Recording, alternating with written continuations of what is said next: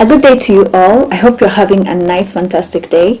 Today I'll be talking about how gender and social perceptions bring about physical abuse. So stay tuned.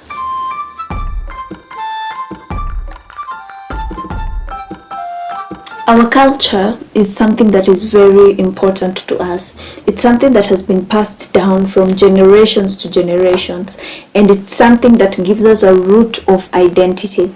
But sometimes it's high time for us to stand up and question those things or those practices that seem like injustices, such as the practice of abuse and violence. That is just an injustice that we shouldn't be spreading out and letting it go down to our children.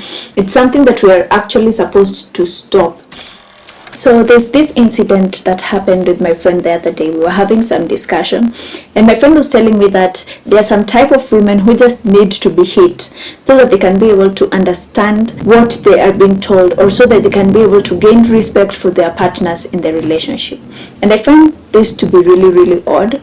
And in the process of having this conversation, there came up the issue of the tribe or the upbringing and the social perception of people, the way the society shapes our thoughts on how we think about physical abuse. Most of the societies to begin with believe that physical abuse is the way to go. If you don't hit your partner, then your partner will not respect you. In most societies, in fact, they consider women to be like children, and if you beat your children, then you also have to beat your woman so that she can be able to submit to you. It's really hurtful to find out that physical abuse and domestic violence actually begins from our upbringing, because it's very, very hard to change a whole generation's thoughts on how they were raised to be able to view this sensitive topic. It's really, really hurtful, and I don't know, I really don't know what to say about this, because I find it very primitive. This is just my own perception. To be able to achieve change, we must be understanding, we must have empathy, and we must educate other people. We must understand that culture is something that we are supposed to embrace, and it's not something that we are supposed to use to practice our wrong behaviors or to spread out our wrong attitudes. We should start conversations inside our cultures and communities with open minds and open hearts.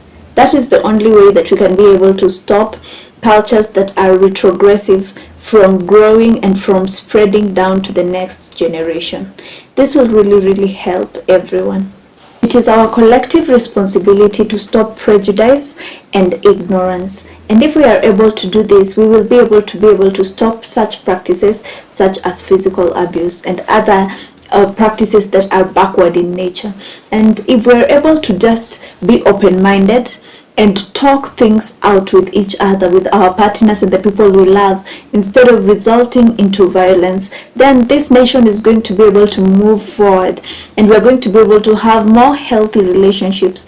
And that is what we actually need. Relationships that are healthy. But you cannot have relationships if one of us is just being quiet and holding back all their emotions until one day they just wake up in the morning and they explode and become a violent monster. It doesn't work that way.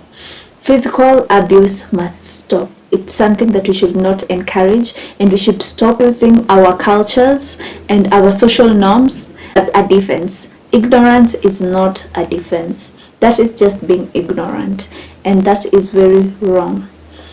I don't know. Today I'm just feeling like I'm really disappointed in some things, but change starts from us.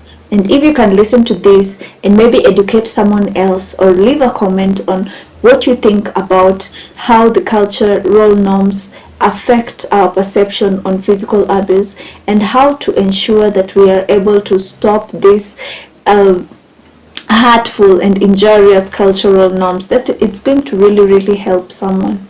That's all I have for today. Have a great day. Bye bye.